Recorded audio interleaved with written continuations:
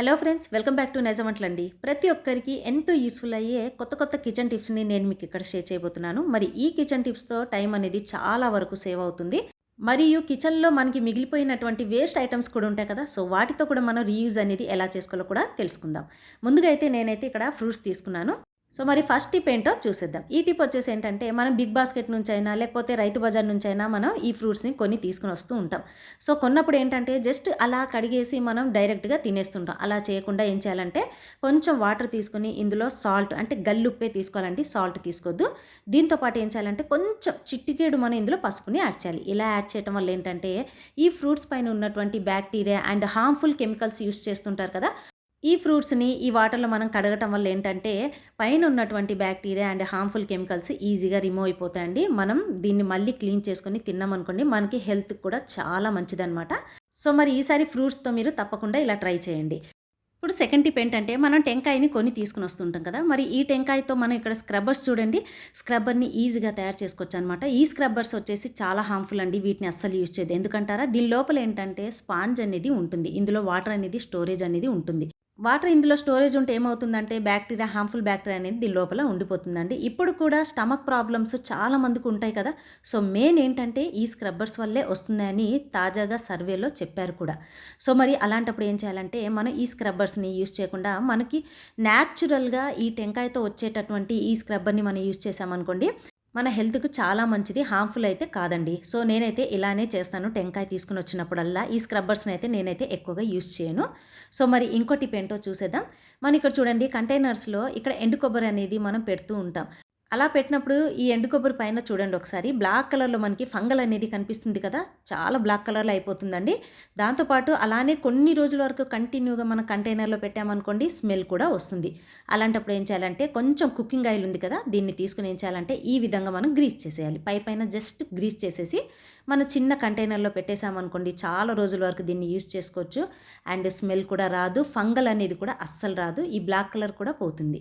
So మరి ఎండు కొబ్బరిని మీరు స్టోర్ చేసేటప్పుడు ఈ టిప్ మీరు తప్పకుండా ఫాలో అయిపోండి. దీంతోపాటు పచ్చి కొబ్బరి కూడా నేను తీసుకున్నానండి. టెంకాయ తీసుకుని వచ్చిన వెంటనే మనం పగలగొట్టేసి డైరెక్ట్గా మనం ఫ్రిడ్జ్లో పెట్టేస్తుంటాం. అలా పెట్టిన ఒక 3-4 డేస్కి చూడండి, జస్ట్ అలా టచ్ చేస్తే మనకి పైన జిగురులాగా కనిపిస్తుంది.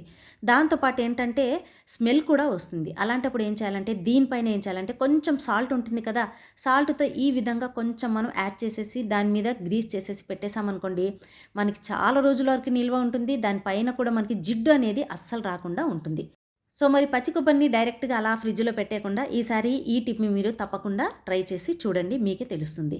ఇప్పుడు ఇంకో టిప్ ఏంటో చూసేద్దామండి. మనం ఇంట్లో ఐస్ క్రీమ్ బాక్సెస్ అని, చిన్న చిన్న కంటైనర్స్ అని మనకి ఇంట్లో వేస్ట్గా కనిపిస్తుంటాయి కదా, దీన్ని పారేయాలనిపించదండి. ఎందుకంటారా, వాళ్ళు డిజైన్ చేసినటువంటి ఈ కంటైనర్స్ చిన్న చిన్నవి చాలా చూడటానికి చాలా అందంగా కనిపిస్తాయి.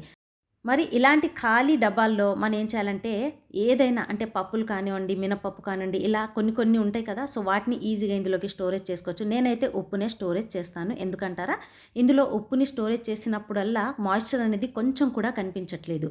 సో అందుకే నేనైతే కేవలం ఉప్పు కోసం అయితే ఈ కంటైనర్స్ని యూజ్ చేస్తున్నాను. సో మరి ఇలాంటి అందమైన కంటైనర్స్ వచ్చినప్పుడు మీరు మాత్రం అస్సలు పారేయకుండా ఈ విధంగా ట్రై చేసి చూడండి. ఇప్పుడు ఇంకో టిప్ ఏంటో చూసేద్దాం.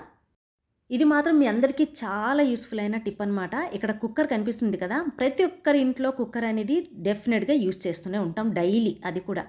మరి కుకింగ్ చేసేటప్పుడు కుక్కర్తో కూడా మనం చాలా జాగ్రత్తలు అనేవి తీసుకోవాలి కదా, లేకపోతే బ్లాస్ట్ అయిపోతాయి.